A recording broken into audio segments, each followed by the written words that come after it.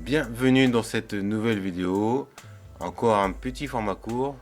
Donc je vais vous parler là d'une découverte par des scientifiques qui justement suite à leurs recherches vont enquêter un peu plus profondément sur un système qui se trouve à 25 années-lumière de la Terre.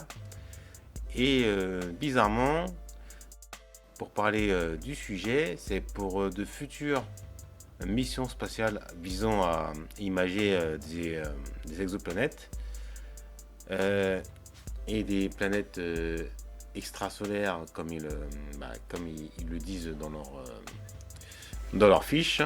C'est une mise en garde car justement au cours de leur recherche, ils ont vu que les débris peuvent réfléchir à la lumière et pourraient être comparés à des exoplanètes, et qui ne serait pas le cas, car donc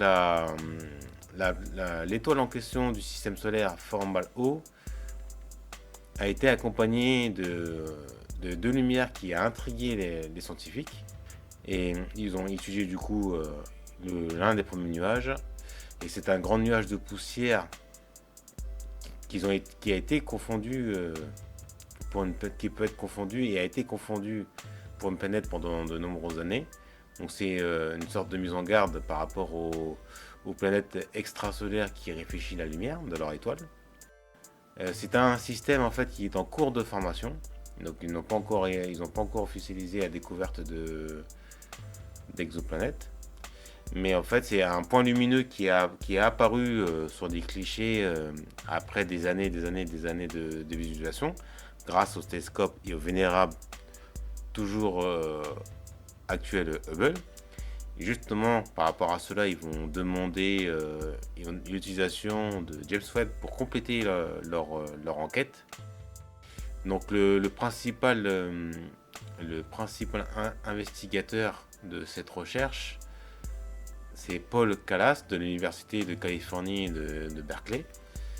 Et il a un